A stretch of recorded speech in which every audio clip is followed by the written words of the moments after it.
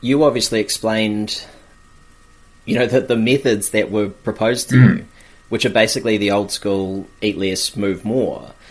And one thing that, when I was reading your book, came up, I sort of reframed it in my own terms, was that seemed like and still seems like an inefficiency exercise. It's inefficiency of activity and inefficiency of eating. And I guess the journey took you to a way that was far more efficient for you.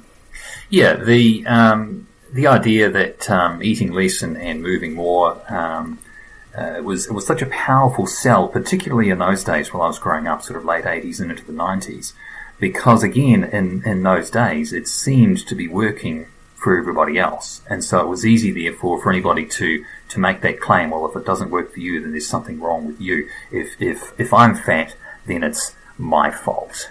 And that was something that I ended up believing and sort of falling for and living with for a very long time, because I couldn't come up with anything else to counter that. And it was such a shame, because I'd set out to do the right thing and be a good boy, sit up straight, elbows off the table, all those things. And that was the life I'd wanted to live, to do the right thing, to listen to what people are telling me, respect my elders, respect my betters.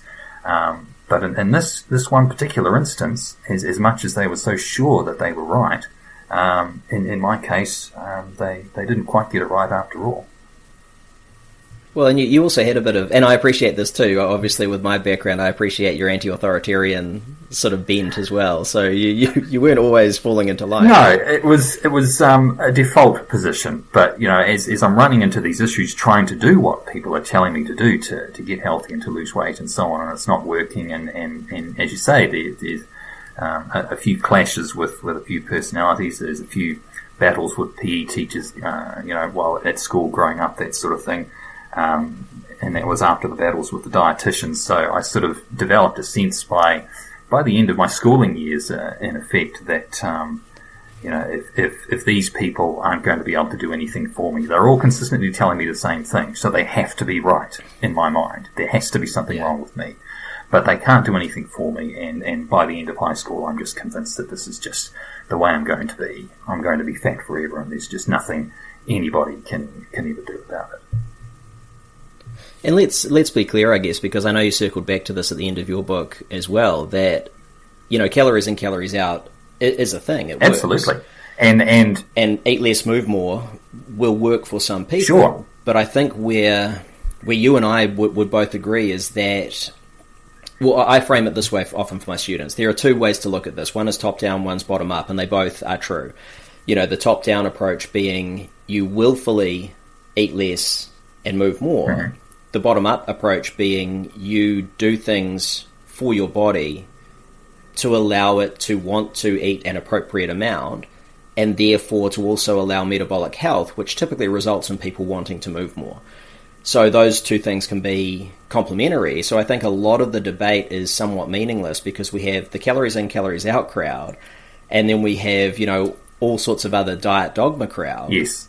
But really what we're talking about is how do we functionally achieve a natural state of living in which it becomes easier for us to maintain that energy balance, which I call auto-regulation. Right, yeah, that's a really good point. It's very easy for people in this day and age on any subject to fall into certain camps and get all tribal about this, that, or the next thing. And this is just another one of those subjects, right? But I completely agree. As much as some people like to argue against calories in, calories out.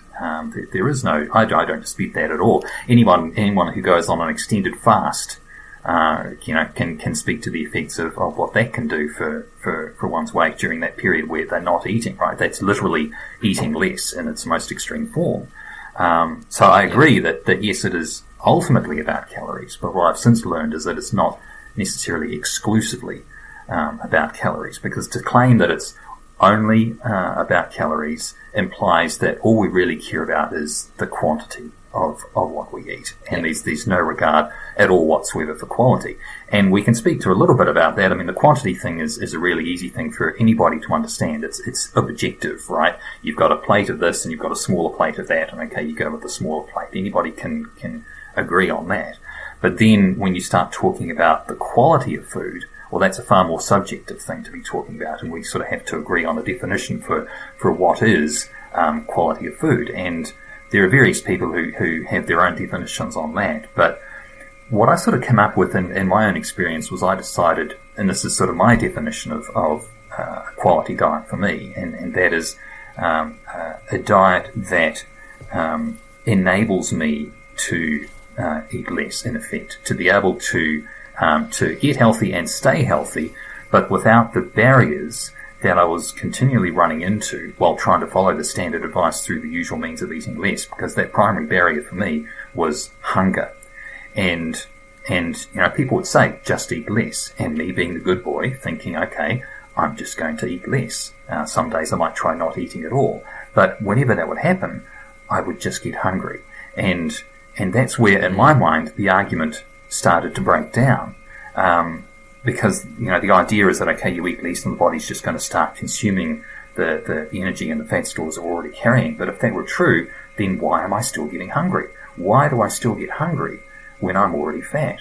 And that was such a powerful question in my mind while growing up that actually became the tagline for the book itself, and just trying to understand how these two things can come together. They're not necessarily in opposition to each other, but it's more about, okay, we've got this barrier that is preventing the standard approach from working. So let's understand that barrier, what causes hunger, what can be done in terms of what we can change about our diet that perhaps gets that hunger under control, to then enable that standard advice to take effect of its own accord without the side effects that make it so hard for people along the way.